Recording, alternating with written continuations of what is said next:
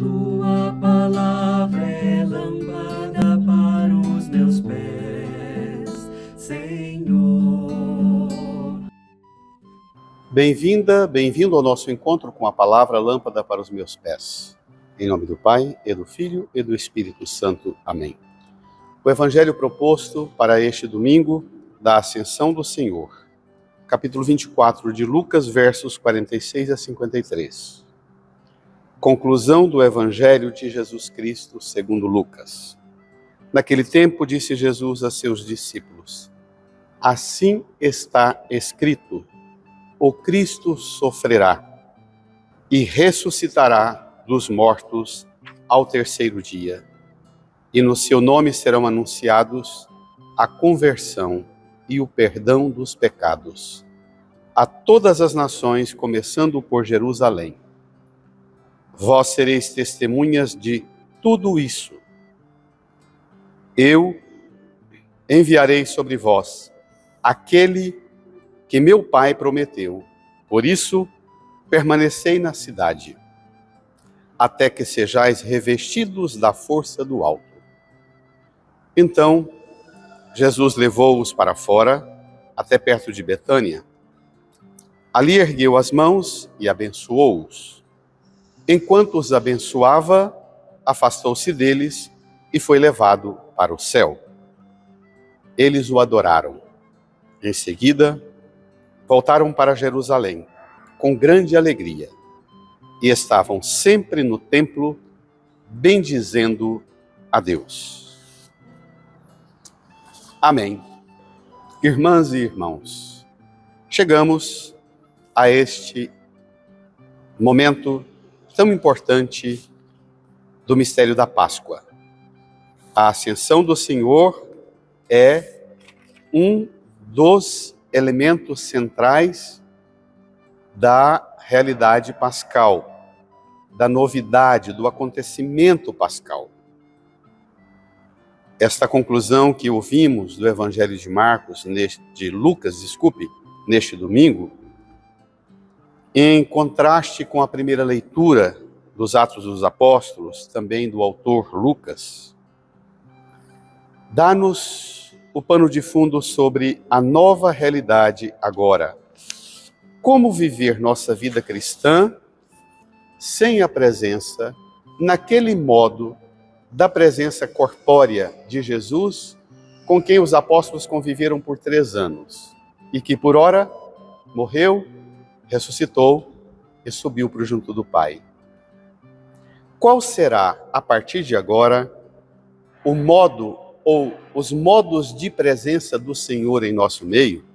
Nós já estamos vendo isso desde o início do tempo pascal, na verdade. Os elementos da Páscoa são tipicamente a apresentação da nova realidade em que a igreja é inserida. A realidade pascal, a igreja é inserida nesse mistério de relacionar-se com os modos novos da presença de Deus, aqui e permanentemente no meio de nós, mas projetando-nos para uma realidade futura. Jesus disse aos discípulos: assim está escrito: o Cristo sofrerá e ressuscitará dos mortos ao terceiro dia, e no seu nome serão anunciados a conversão e o perdão dos pecados. Isto é o centro. Se a igreja tiver tempo para fazer só uma coisa e não puder se ocupar com absolutamente nenhuma outra, a igreja deverá deixar todas as outras coisas que faz para ocupar-se com isso. Anunciar que o Cristo sofreu, ressuscitou dos mortos ao terceiro dia, e no seu nome, uma realidade nova pode acontecer agora em nossa vida. Conversão, perdão dos pecados a todas as criaturas, a todos os povos, nações, começando por Jerusalém. E Jesus diz: quem é a igreja? Vós sereis testemunhas de tudo isso. Eu enviarei sobre vós aquele que meu Pai prometeu. Então, Bento XVI, na conclusão do seu livro Jesus de Nazaré, que trata da última etapa da paixão, morte e ressurreição do Senhor até sua partida, escreve um capítulo maravilhoso acerca desta conclusão do Evangelho, dos Evangelhos, mas particularmente do Evangelho de Lucas. E ele nota que estas duas realidades com as quais a igreja agora se ocupa, perscrutar o Espírito, que domingo passado Jesus prometeu enviar sobre nós o defensor, o Paráclito. E agora de novo eu enviarei sobre vós aquele que meu Pai prometeu. Por isso permanecei na cidade até que sejais revestidos da força do alto. Não vá ser minha testemunha sem passar por esse revestimento da força do alto.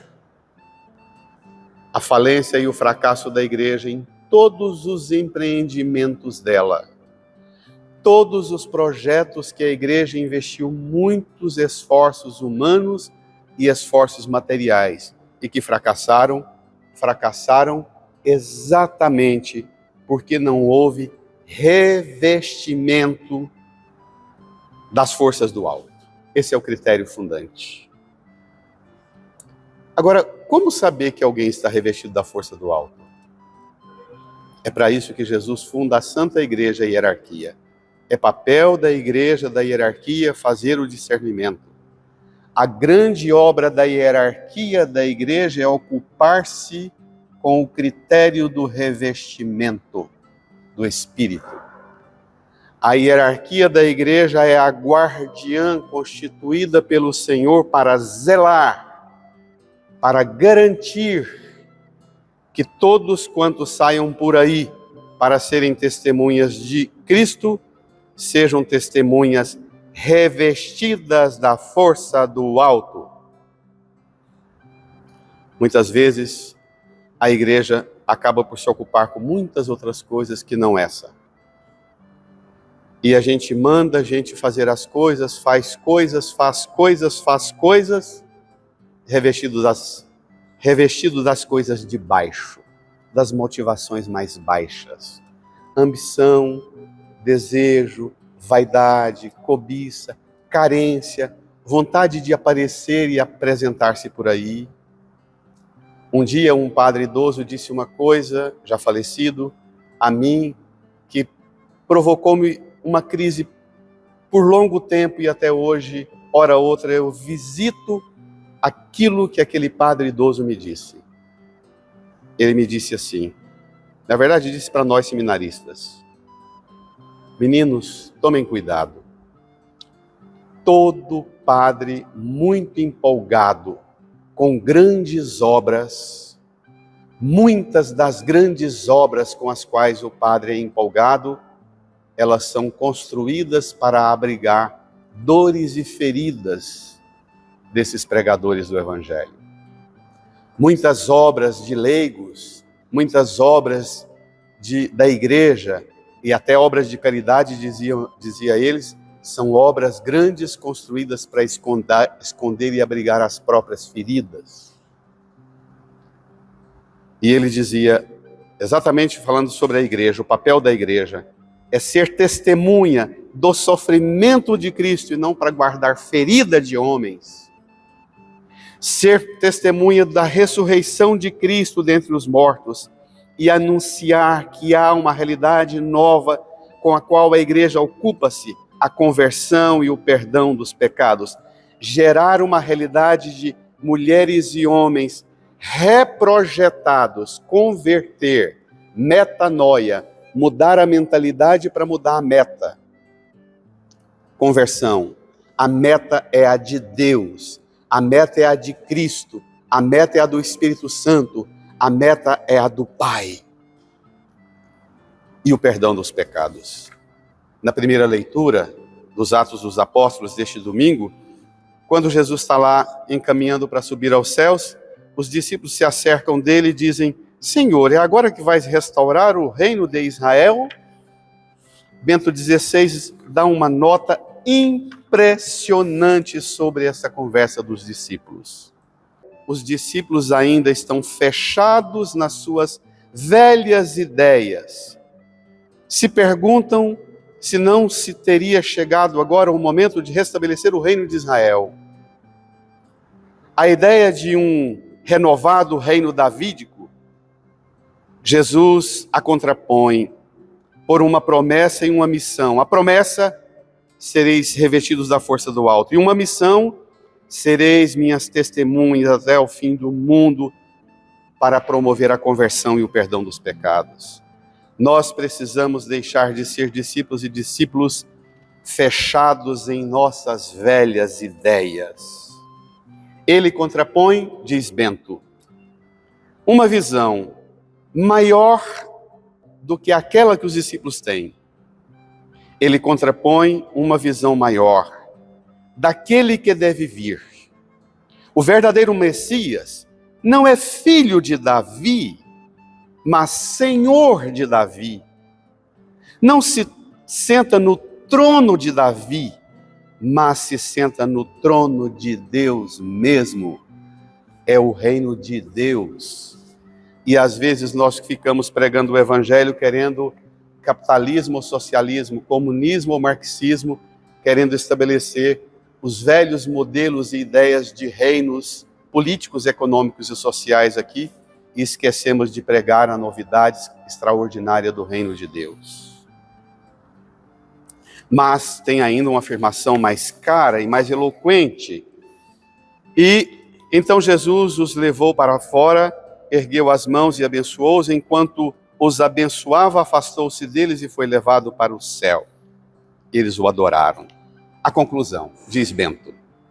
Nesta conclusão, se diz que Jesus levou seus discípulos para fora e ergueu as mãos, abençoou-os, e enquanto os abençoava, distanciou-se deles e é levado ao céu.